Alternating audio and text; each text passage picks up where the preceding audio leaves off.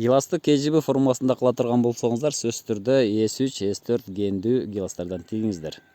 Ассаламу алейкум. Бүгүн 28 февраль. Туугандар, гиласты бутап атабыз. Алдыбыздагы 7 жаштагы KGB формасындагы гилас. KGB формасын испан бадалчасы бутоосуна өткөрүп аткан убагыбыз. Себеп 7 жылдан кийин уже кронадагы бүчүрлөр мынтип азайып баштаган. Денесинен ала турган бүчүрлөр демек азайып баштады. Бул биринчиден күн жакшы тийбей калат. Бул жерде азыр 24 кронасы бар. Демек баловой үчтө негизи крона көйгөндөн кийин ортодогу мына ушундай тик бутактардын ала турган бүчүр, гүл бүчүр азая баштайт. Сыртында мунун көбөйө баштайт. Демек барып KGB'нин дагы аягы жок. Булар модификация болушка туура келип атат. Муну биз эми испандык кустка, испандык бадалчага өткөрүп атабыз. Монтип жанынан кеткен бутактарды коюп беребиз. Гиластагы эң чоң көйгөй ылдыйкы зонада валовой үч болбой атса, биздин зонада жакшы эле болот. Биздеги көйгөй гилас ушунчалык көп болгондо териш элдиги тегиз бышат дагы териш проблема болуп калат. Ошон үчүн форма бергенде сөзсүз түрдө теришке оңой кылыш керек.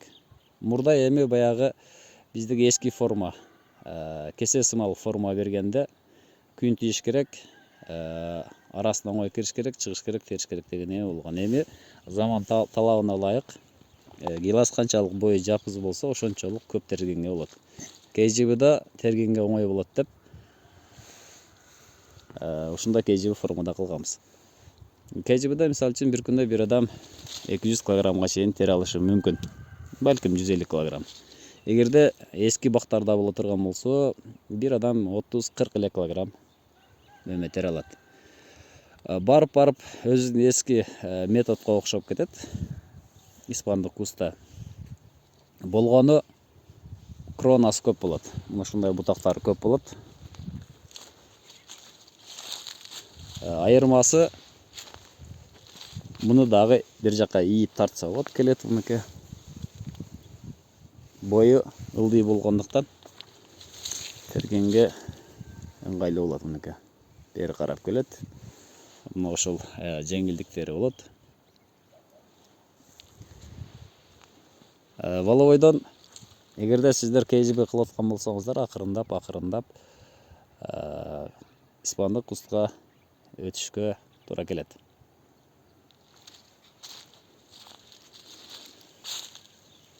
Жана айтып кеттим, эгерде KGB кыла турган болсоңуздар, 7-8-10 жылга чейин ушул спорт сорттордон денесинен мөмө алам дей турган болсоңуздар, азыркы жаңы сорттордон S3, S4 гендүү өзүн-өзү чаңдаштырган сорттордон тиксеңиздер болот.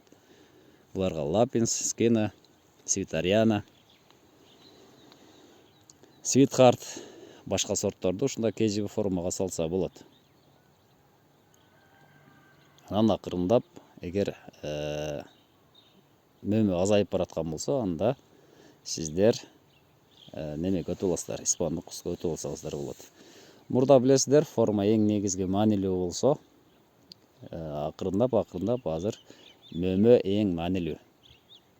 Мөмөнү ирик, чоң калибри жакшы мөмө алышыбыз керек. Кийинки KGB'ни азыр сиздерге бутап көрсөтөбүз. Биз менен бирге болуп туруңуздар. Сиздер менен Багы Сурук, Кыргызстан каналы болду.